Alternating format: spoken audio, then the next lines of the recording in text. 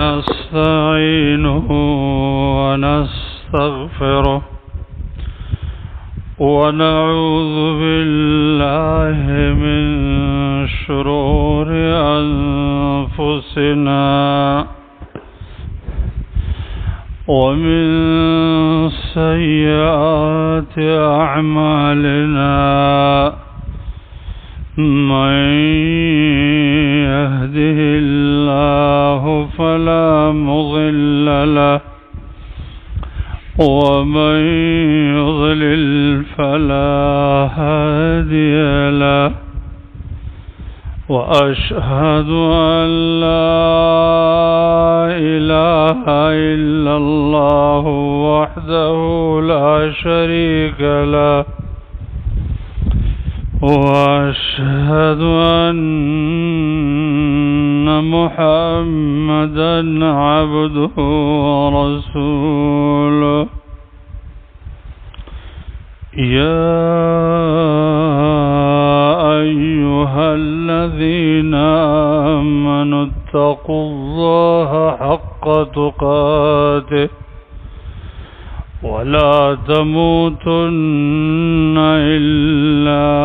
وأنتم مسلمون يا أيها الناس اتقوا ربكم الذي خلقكم من نفس واحدة وخلق منها زوجها وبث منهما رجالا كثيرا ونساء واتقوا الله الذي تساءلون به والأرحام إن الله كان عليكم رقيبا يا أيها الذين آمنوا اتقوا الله وقولوا قولا سديدا يصلح لكم أعمالكم ويغفر لكم ذنوبكم ومن يطع الله ورسوله فقد فاز فوزا عظيما أما بعد فأعوذ بالله السميع العليم من الشيطان الرجيم وجاءت سكرة الموت بالحق ذلك ما كنت منه تحيد ونفخ في الصور ذلك يوم الوعيد وجاءت كل نفس معها سائق وشهيد لقد كنت في غفلة من هذا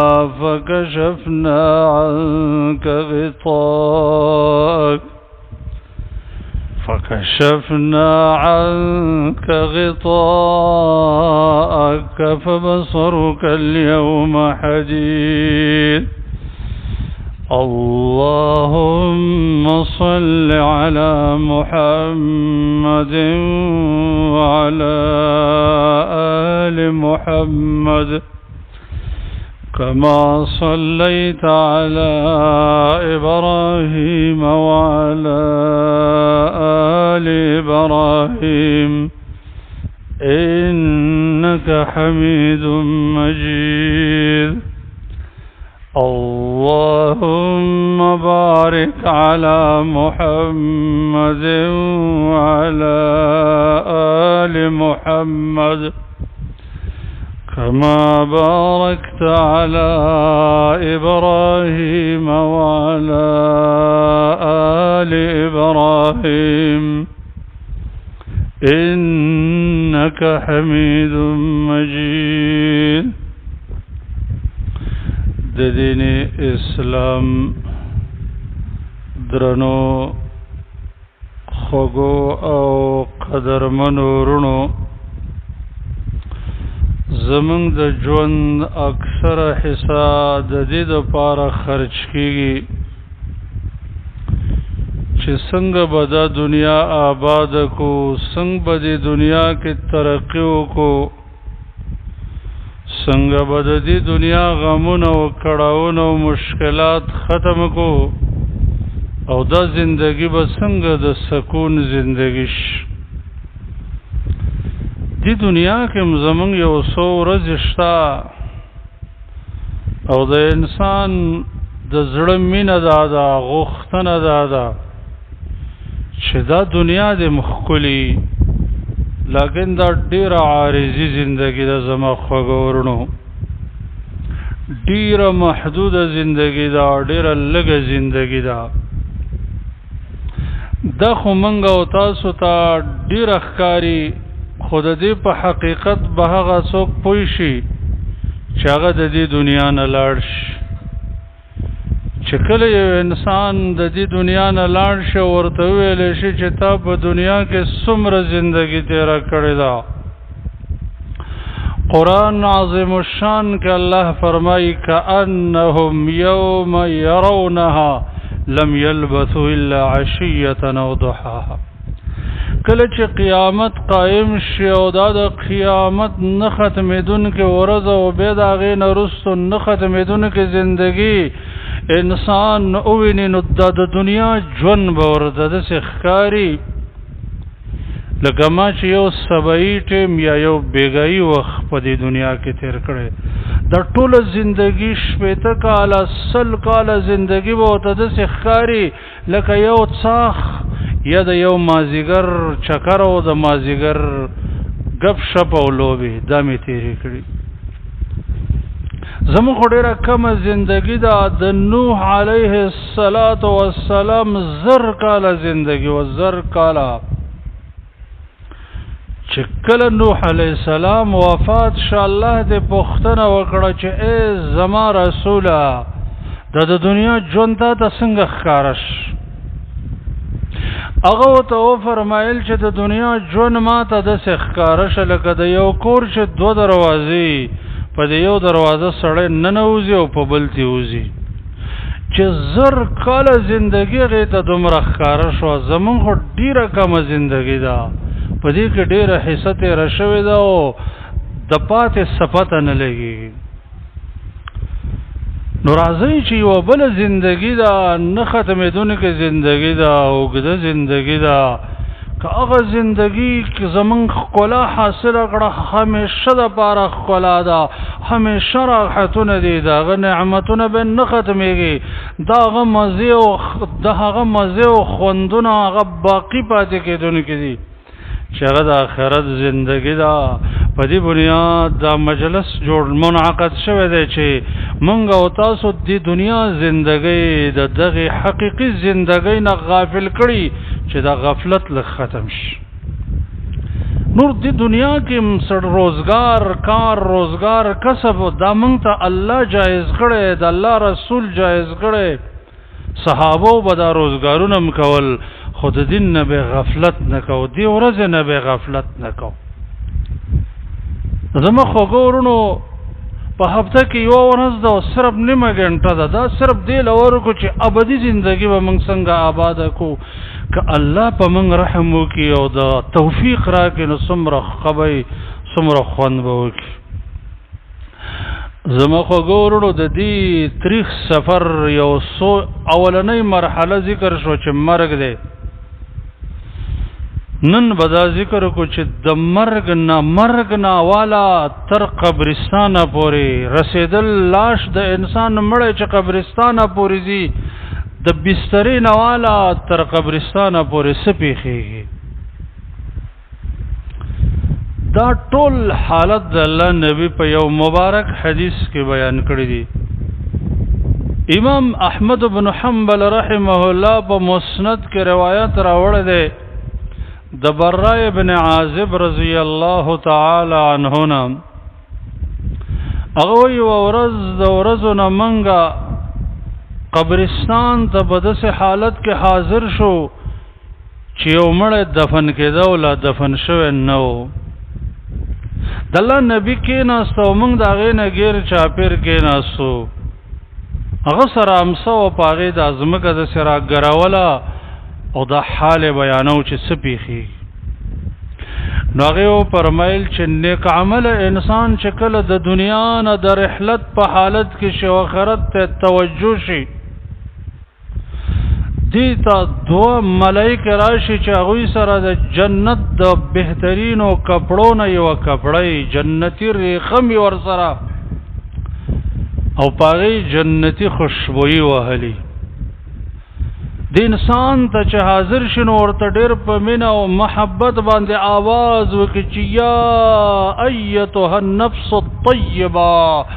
اخرجی الى رحمت الله اے پاک روحا د الله رحمت تراوزا یو بل حدیث کې د سر راځي او ته وي چې اے پاک روحا په پاک جسد کې د زندگی وا د الله خپل بندگی دې کړې دا نن ستاده پاره الله رحمتونه تیار کړې دي مغفرت او معافی تیار کړې دا د الله ملاقات تراوزا اخرجی الى روح وريحان ورب غیر غضبان رب ستانه راضی دې ته ملاقات تراوز دی وخت دا انسان د الله ملاقات سم خو غنی کنه ډیر مینه وسره کې چې دا څومره خپل आवाज مې واورېدو چې زما رب زمانه راضی دی او زه ملاقات ته ورزم دیو جن یو ورځ د الله نبی صحابه کرام تو فرمایل چې زما ملګرو چا چې د الله ملاقات خو غن الله هم د ملاقات خو غنی او چې چا د الله ملاقات بد وګڼ الله ملاقات بد غني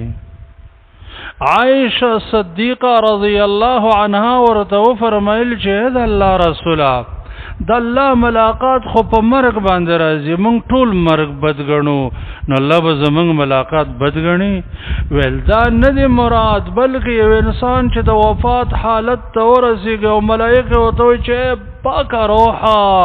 د الله رحمتونو ته راوځه دی وخت د انسان دا روح چې دا ډېر د خوشحالۍ د وجه نه په مینه باندې را روان شي او د الله ملاقات خو غني الله یې ملاقات خو غني او کافر ته په دې وخت کې ویل شي چې اے خبیث روح د الله غضب او غصه ته راوځه نو دا د الله ملاقات بد وګڼي چې رب خو منا رازه کړی دی زه به څنګه د رب ملاقات ته ورځم لکه څرنګه چې ابو حازم الاعرج نه پوښتنه وشوه چې اے ابو حازم الله ته پیشي به زمونږ څنګه یي الله ته چې ورځو څنګه به ورځو ویل هغه بندگان چې هغوی ژوند الله په بندګۍ کې تېر کړی دی مونځ یې پابندۍ سره کړی دی مسجد ته راغلی دی د دین مجلسونو کې کېناستلی د خیر خبرې اورېدلې دي قرآن یې اورېدلی حدیث یې اورېدلی ذکر یې کړی حرامو نه ځان ساتلی نشو تماشو نه ځان ساتلی دا چې الله له ورځي نو داسې به ورځي لکه یو سړی چې په اوږد سفر باندې تلی او به واپس جواب راولېږي د ډېر اوږد سفر نه چې پلانې واپسۍ حالت کې دی تاسو تیار شئ نو څوک یې مخې له راځي استقبالیې ته او کور کې اعلی پرشونه اوار شي او کور صفایي وشي او کور رنګ شي او اعلی بسترې ورته هموارې شي اعلی خوراکونه تیار شي چې پلانې را روان دی د ډېر اوږد سفر نه 2 کاله مسافري کړې ده اوس را روان دی څوک استقبالیې ته وروځي څوک دلته د کور صفایي کوي څوک خوراکونه تیاری څوک سکاکونه لکه میلمه را روان دی چې دنیا کې چا د الله سره تعلق قایم کړی د دې پیشي به الله ته د میلمه په شان کېږي لکه یو میلمه چې خپل کور ته راځي داسې به خوشحالی او چې هغه انسان چې هغې ژوند په نارواو کې تېر کړی حرام یې خوړلي نشې تماشې کړي د الله نافرماني کړي او ګناهونو یو غند نه ځان نه جوړ کړی یو غند دې چې الله ته ورزي د سی بورزي لکه یو غلام چې د خپل سردار نه تختیدلې او ټول عمر د خپل سردار نافرمانی کړې دا ناګهانه سردار یو ذکر اونیسی نو سپې کوي دا په وهلو ته چمړه وباسي بيدین انسان چې د دنیا نزدیک نه په داسې حالت کې زی قران کله ولو ترى اذ يتوفى الذين كفروا الملائكه يضربون وجوههم وادبارهم وکاش کاغه حالت تعالی دلې وی چې د کافر روح څنګه قبض کیږي څنګه وې دا ملائکه ولا دا شاشا په کوړو باندې وای او دا اړخونه ولا په دې کوړو باندې وای او دا مخونه ولا په دې کوړو باندې وای او روح ته وبس نو دی انسان ته چکل ویل شي چې اے پاک روح د الله رحمتونو د الله نعمتونو خوشالۍ تراوزه د هغه رب ملاقات تراوزه چې غدا ناراضي دي د روح د په مینه د بدن را روان شي لکه د لوخ نه چې سړی و باړی پاسانه واوړي دا چې کله یو انسان دا روح د بدن راوځي دی د جنت د ریخمو کپړه کې تاو کې او دا د جنت خوشبوئی ور باندې اوي په ډېر مینه یو ملائکه بل تاواله کوي او بل تاواله کوي تر دې چې دا د دنیا اسمان ته وخیچ طلب وشي چې د اسمان دروازې کولاو کوي ویل سوق دی ویل پلانې د پلانې بچی دی دروازې چې کولاو شي دی اسمانونو کې د دی روح د خوشبوئی لاړ شي هغه پښتنه وکي دا سوق دی چې دومره خوشبویا او دومره خوشبوئی د دې روانه ده ملائکه ورته د دې خسته صفاتونه ذکر کوي دلته دا تسمیه صفتی مراد ده د دې خوري صفات چې دا هغه مؤمن دی دا هغه منځګزار دی دا هغه د قران قاری دی دا هغه د قران عالم دی دا هغه د دین بیانونکی دی دا هغه صدقه ورکونکی دی دا هغه یتیمانانو باندې رحم کوونکی دی دا خوري دا هغه چې د الله د دین دعوت خلکو ته ورکاو کور کې د الله د بندګۍ دعوت جاری او د منځ خبره جاری وي بچو ته حکم کو چې بچانو د الله حکمونه ومني د الله فرمان برداري وکي د دې اسمان نه بر اسمان ته لاړ شي داغه نه بر او د هر یو اسمان چې مقرب ملائکي دا سره روان وي کنه او بل اسمان ته رسي لکه یو بادشاہ چې یو ملک ته لاړ شي کنه او دغه ملک وزیران ور سره په استقبالیه کې رواني یو ځلې بل ځلې تر دې چې دا د الله رب هو اسمان ته خو جو اسمان ته په یو روایت کې راځي چې دا روح الله ته په سجده باندې پریوزي الله حکم وکړي چې دا به ته واپس کړي او د دې کتاب په علیین کې ولیکي دا روح بدن ته واپس نو په دې وخت کې دوه ملائکه راشي د دینه پوښتنه وکړي د ټول ژوند د الله بندګۍ کې تیر کړی دی د الله دین یاد کړی دی پیغمبر په الله یې پیژندل او د الله رسول پیژندل او دین زده کړي په دین عمل کړي دغه ملائکه ته پوښتنه وکړي نکیر او منکر چې ستار رب څوک دی دا وایي رب مې الله دی او ستاسو دین څه شی دی وایي دین مې اسلام دی او ستاسو نبی څوک دی وایي نبی مې محمد رسول الله صلی الله علیه وسلم دی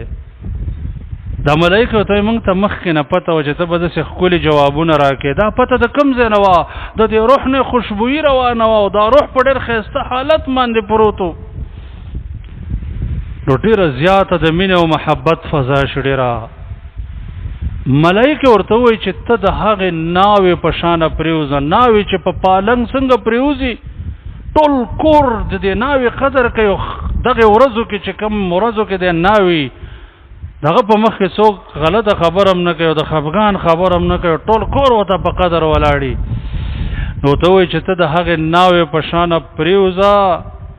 کم ناوې چې په پالنګ باندې پرېوځي او دا بل څوک نه راپاسوي دا هغه څوک راپاسوي چې هغه دته ډېر محبوب دی چې هغه د خاوند دی الله حکم وکړي چې دې انسان ته د جنت بسترې هموارې کوي او جنت طرف ته ورله کړکۍ کولاو او د جهنم طرف ته کړکۍ کولاو شو ته وې ستا دغه ځای خو ډېر خوش قسمته یې تا ښکلي اعمال کړي وو ایمان دې راوړی او د الله صحیح بندګي دې کړې وه نن ستا دا ځای دی دا سم خوشحاله شي که نه چې الله د دې ځای نه دې بچ کړم او دا دې راک چې کله یو انسان بد عملی او دې ته د الله د طرف نه ملک الموت او د مرګ ملایکې رش نو مخکې ذکر شه چې دې دومره ګبراو شي لکه یو غلام چې د سردار نه تښتېدلی او ناګهانې راونیسي ناګهانه په وهلو وهلو ته سرمن وباس یضربون وجوههم وادبارهم وتو یا ایتها النفس الخبیثه اخرجي الى غضب الله ای خبیث روحه چې ټول عمر دې د خباثت کارونه کړي دي او د الله نافرماني دې کړې ده کفر دې کړی شرک دې کړی ګناهونه دې کړي حرام دې کړي دي بدکاریانې دې کړي دي قسم قسم ګندونه دې کړي دي نن د الله غضب ته راوځه دا روح په بدن کې داسې شي او په داسې سختۍ ترې راوباسې لکه د لوندې وړۍ نه چې ازغي راوباسې ازغي په داسې سختۍ ترې راوباسې نو د جهنم یو زګه کپړه ورسره یو شړی کپړه ورسره او د جهنم بدبوی ور باندې وهلی شي دا په دې کتاب کې او دا روح بره روان شي چې روان شي د اسمان د دروازو کولاواله طلب کړي چې د اسمان دروازې کولاو کوي بره نه آواز وشي چې دا څه خبیث دی چې دې ته د اسمان دروازې کولاوي واپس کوي قرآن کې الله الا تفتح لهم ابواب السماء ولا يدخلون الجنه حتى يلج الجمل في سم الخياط نو موږ ځان تاسو ځان سره لږ سوچ وکړو که دا زمونږ روح وي او داسې راته الله وایي څومره د تاوان ورځ به وي څومره د بدبختۍ ورځ به وي نو راځئ چې دې دنیا کې د الله نه دعاګانې وغواړو چې الله د دغې حال نه م وساتې او د مخکې چې ذکر وشو دغې کسانو کې مې حساب کړي او دې دپاره خواري او محنت وکړو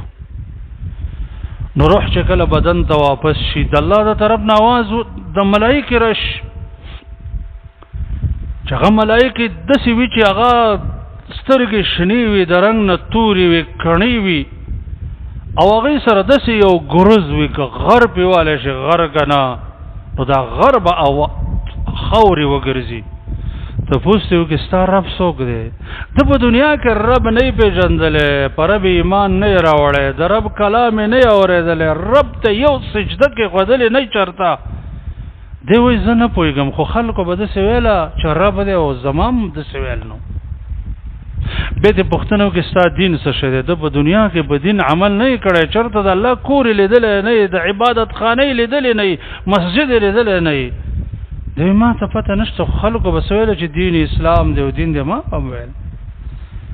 بیا دې پوښتنه وکړي چې ستا نبي څوک دی ویل ما ته پته نشته خو خلکو به څه ویله نو په دې ګورز باندې او یو ګزار ورکړي او داسې چغه وکړي چې دا نږدې کائنات دا مخلوقات دلته چې دي دا ټول واوري او دومره سخترین حالت کې په آواز وکړي او دومره ګزارونه وخوري د الله نبی فرمایي زیریږم چې بیا به مړي دفن کول پرېږدئ که دا نه وی ما به د الله نه دعا غوښتلی وی چې دا د قبر حالت خو لږ دی ته وښایه که نه چې د دې سرکشۍ نه منع شي دا خو د انسان د دې روح قبض کېدل او قبر پورې تل دا خو روح حال داسې و دا لاش چې کله د دې کور نه روانېږي که نه او دا انسان نیک عمل او په دنیا کې د الله بندګي کړي ښکلې ښکلې عبادتونه کړي د الله د رضا کارونه کړي نو دا روح چې دی وایي قدموني قدموني دا یو آواز کوي آواز او دې کور خلکو ته وایي چې خلکو زر کوئ که نه هلته زما دپاره نعمتونه دي میلمستیا تیاره ده استقبال دی په قبر کې ښکلې ښکلې حالت دی ما زر زر وروړئ او که یو انسان په دنیا کې د سرکشۍ زندگی کړي ګناهونه دي او حرام دي او ناروا دي او نشې تماشې دي او فسق و فجور دی نو دا आवाज کوي یا ویلها اين تحملون، او هلاکت او تباہی دا ما چرته وړي. اے زما خپلوانو تاسو خو زه د الله قهر، د الله غضب او عذاب ته روان کړم. دومره چغې وایي زما خوږو ورونو، که د ژوندي انسانانې واوري دی به د هغې د چغو د وجې نه بېهوشه راپرېوځي. دا چغې دومره زیاتې هیبتناکې دي، په ده به کوم حال وي. الله دې ته موږ او تاسو وساتي. بیا د انسانانو روحونه چې دی، روحونه د انسانانو هغه قسم قسم متفاوت حالت دی، لکه څنګه چې انسانان په دنیا کې څوک کافر دی او څوک مشرک دی او څوک بدعتي دی او چا جون مسجد له ورکړی دی، د الله دین له ورکړی دی، د الله کتاب له، داسې روحونه متفاوت لري. د نیکانو انسانانو روحونه، خاص کر د شهیدانو روحونه په باره کې راځي چې دا د عرش کې پنجرې ځوړندې دي او د دوی روحونه الله د شنو توتیانو د شنو مرغانو په جرجرو کې اچلي او په جنت کې سریږي، د جنت خوراکونه کوي او بیا دی پنجرو له بیرته راځي. او دلته عام نیکان بندگان چې دي نو د هغې د روح نه مرغۍ جوړېږي. حدیث کې راځي نسمة المؤمن الطائر، د مؤمن روح چې د هغه نه یو مرغۍ جوړېږي او دا مرغۍ په دې جنت کې سر کوي سر. بعضې هغه انسانان دي زما خوږو ورونو چې هغه ښه مؤمنان دي، نیک اعمال هم کړی دی، خو د بندګانو حقوق یې د ځان سره وړي دي. قرض دی پې، د بنده مال یې خوړلی دی، د انسان حق الله نه معاف کوي. دا د جنت په دروازه کې د دروازې نه بهر پروت وي، بند وي، تر څو پورې چې روح دا قرض ته ادا شوی نه وي او دا د بنده حق ادا شوی نه وي یا د بنده معافي کړی نه وي، دا به هلته بند وي. یو ځلې د نبی کریم صلی الله علیه وسلم په وړاندې باندې یو جنازه راوړلی شوه. نبی کریم صلی الله علیه وسلم به خلکو ته اعلان وکړ چې د دې قوم څوک دی. یو ځل، دویم ځل، دریم ځل به یې ورته وویله چې ستاسو دا خپلوان، دا ورور عزیز جنت د داخلېدلو نه بند دی، وجه دا ده چې په دې قرض دی، قرض دا ته ادا کړي چې جنت ته داخل شي. دغه وجه و چې د الله نبی صلی الله علیه وسلم قانون بداو چې کله به یو مړی راوړلی شو او په هغې به قرض و او دونه څه به یې نه و پرېښي چې دا قرض ته ادا شي، نو د الله نبی به وویله چې په دې زه د جنازې مونځ نه کوم. صحابو ته تاسو یې پې وکړه. یو ځل یو مړی راوړلی شو، نبي علیه السلام پوښتنه وکړه چې د دې انسان باندې قرض دی ویل، او ویل داسې څه شته دی چې قرض دی ادا شي؟ ویل نه. د الله نبي ویل زه پې مونځ نه کوم. 2 دیناره قرض بیو، 2 روپۍ قرض بیو. ابو قتاده رضی الله تعالی عنه ته چې پته ولګېدله چې دا خو د ډېر غټ خیر نه محروم کېږي، نو تپوس یې وویله چې یا رسول الله په دې انسان باندې ته د جنازې مونځ وکړه او دا قرض به زه ادا کړم. نبی علیہ السلام په جنازې مونځ وکړو. سبا له به چې دی د ابو قتاده رضی الله تعالی عنه سره ملاقات وشو، قرض دی ادا کړی دی؟ ویل نه، دا خو لا اوس وفات شوی دی. ویل قرض ته ادا کړه، الله بنده د دې قرض په وجه د عذابېږي. بله ورځ یې اوسه ملاقات وشو، او د الله رسول هغه قرض مې ادا کړ. د الله نبي ویل اوس دې د دې سړي څرمن سړک لا، یعنی د دې قرض په وجه د عذاب دی. تاسو وګورئ د الله رسول جنازه کړې ده خو نه معاف کېږي، 2 دیناره 2 روپۍ پې قرض دی. زه خپل زندګۍ ته سوچ وکړئ چې موږ باندې څومره حقوق د مسلمان راغلی دي. نن مسلمان حرام صرف هغې ته وایي چې لاس ته رانشي، چې کم مال لاس ته راغلی که نه ولو که د هر چا او هر چا په هره طریقه هغه ته دا حرام نه وایي، او دا سوچ نشته چې یوه ورځ به راځي ګوره د دې پوښتنه به زمانه کې. زما خوږو ورونو، دی سفر د پاره بهترین تیاری اول دا دی چې تا د مؤمنانو سره احسان کړی، د هغې سره د ښکلې زندګي تېره کړي او هغه ستا ثنا صفت وکړي دا تا ته فایده کوي. لکه دنیا کې چې یو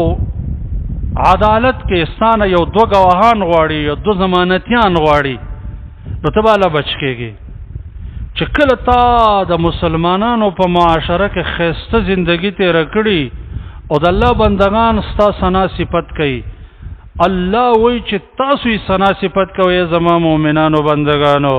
تاسو زما گواهان استئ په ځمکه کې نو دا هغه ګناهونه چې ما ته معلوم دي او تاسو ته نه دي معلوم ما ورته هغه معاف کړل او دا مې جنتي وګرځو. یو ځل نبی کریم صلی الله علیه وسلم صحابو ته ویل چې تاسو ته جنتین د جهنمینو نه جدا جدا نه درخم. صحابو فرمایل ولې نه د الله رسوله د جنت والا هغه بندگان دي چې هغه وفات شو او د الله بندگان وي خسړی او نیک سړی او رښتیا یې ویله حلال خور او حرام نه ځان ساته منځ ګزارو د منځ اهتمام یې کوو د خیر د کارونو صفت پې کوي نو دا مؤمنان د الله بندگان دي دا د الله په وړاندې باندې غوره انسان او چې دا داسې یو انسان چې هېڅ یو انسان سره چېرته د خیر معامله نه وي کړې ټول وایي بېدین او بدترین او رذیل او بې شرف او بد اخلاق او کنځلمارو او مؤمنان په بد ثنا وایي دا د الله په وړاندې هم داسې دی. یو ځلې نبی کریم صلی الله علیه وسلم ناست دی یو جنازه راوړله شو صحابو د هغې ډېر صفت بیان کو نبی علیه السلام وفرمیل دې له واجب شو بیا یو بله جنازه راوړله شو نبی علیه صحابو د هغې بدي بیان کړه نبی علیه ویل دې له واجب شو. عمر رضی الله عنه پوښتنه وکړه چې د الله رسول څه له واجب شو ویل دا اول چې د مؤمنانو د هغې صفت وکړو د دپاره جنت واجب شو او دا اول چې ټولو مؤمنانو د بدي بیان کړه دې انسان دپاره جهنم واجب شو. دویم غټه فایده چې هغه د جنازې مونځ دی خو زمونږ استادو د پښتنو جنازې اکثر په بدل باندې دي بس پرون زما جنازې له راغلی دی او زه ورځم نه جنازه کې به موږ دا لحاظ ساتو چې د یوې جنازې باندې د یو غر په مقدار اجر میلاویږي یو غر او که د دفن پورې څوک ایثار شو 2 غرونه د اجر ورته میلاویږي دا ثواب ګټم زما جنازې له راغلی دی او که نه دی خو زه دا ثواب ګټم په دې نیت چې سړی لاړ شي. او به سل مؤمنان یو روایت کې سلويخ راغلي دي چې د مړي په جنازه باندې ودرېږي او په اخلاص دعا وغواړي د الله د پاره راغلي او په اخلاص دعا وغواړي الله یې معاف کوي. دریم د عام مؤمنانو دعاګانې دي چې یو انسان مړ شي او عام مؤمنانو سره ښایسته اخلاق کړي احسانات کړي ښکلې زندګي تېره کړي خلکو سره هغه له دعاګانې وغواړي الله یې قبلوي. دریم چې یو انسان وفات شي او د هغې بچي د هغې خپلوان د هغه نه صدقه وکړي او دا صدقه داسې نه چې د نمایش دپاره چې دیګونه راوړي او خلک یې ویني پټ په پټه چې د ده او د الله تر مابین راز وي یو مسجد کې ورکړي یو مدرسه کې ورکړي یو کویې پې وباسي یو لاره پې جوړه کړي یو پل جوړ کړي یو غریب مسکین یتیم له پټ په پټه باندې ورکړي د دې مړي د طرف نه صدقه دا ورته فایده رسوي. او یو بهترینه سرمایه زما خوږه ورونو هغه نیک عمله بچیان دي موږ له الله ډېره یوه غټه سرمایه راکړې ده که ضایع هم نه کړه هغه دا دی چې د خپل موږ رزق ګټو د خپلو بچو دپاره او دا بچیان راواخلو مسجد ته راولو د قرآن قاري له راولو چې دې ته دین زده که ده ته قرآن زده که دا د مرګ نه رست دا داسې سمسور باغ ته ځان دپاره ولګو چې د مرګ نه رستو به د دې میوه ته خوري. نبی کریم صلی الله علیه وسلم فرمایي کله چې انسان وفات شي د ټول عمل ختم شي صرف 3 عملونه د دې پاتې شي یو که صدقه جاریه یې ورکړي نه داسې صدقه چې د ده د مرګ نه باقي ده مسجد یې جوړ کړی مدرسه یې جوړه کړې لاره یې جوړه کړې کویې یې ایستلې د خیر یو کار یې کړی. دویم د هغې نه انسان یو عالم دی هغه دین بیان کړی دی خلکو ته د هغه شاګردان دي د هغه بیانونه دي د مرګ نه وروسته خلک اوري د هغه کتابونه دي د مرګ نه وروسته خلک ګوري. او دریم یو بچی دی چې د په خپل ژوند کې بچی راخسته دی قرآن له ورکړی دی هغه بچی قرآن یاد کړی دی هغه چې وفات شوی دی دا پلار له دعاګانې کوي چې الله زما پلار له اوچتې مرتبې ورکړي الله یې پلار له اوچتې مرتبې ورکړي دا پلار دعا الله نه پوښتنه وکړي چې الله زه خو وفات یم زما عمل خو نشته د ماته دا مرتبه چرته ملاو شو هغه ته استا یو بچی دی دنیا کې هغه ستا د پاره دعاګانې غواړي هغه دعا په وجه ما تعالی دا مقام ورک راځي چې د دې سخت سفر د پاره د خپل بچی د دین سره لګ آشنا کو قاری د قران لراولو منظور ته وروخیو د دین لار او ته وروخیو مدرسې ته ولېګو حد اقل سی منځو تزدکو چې د مرګ نه وروسته زموږ د پاره دعاګانې کوي او رب العالمین دې موږ او تاسو ته دا سخت سفر آسان کړي یا الله په دې سفر کې کامیاب کا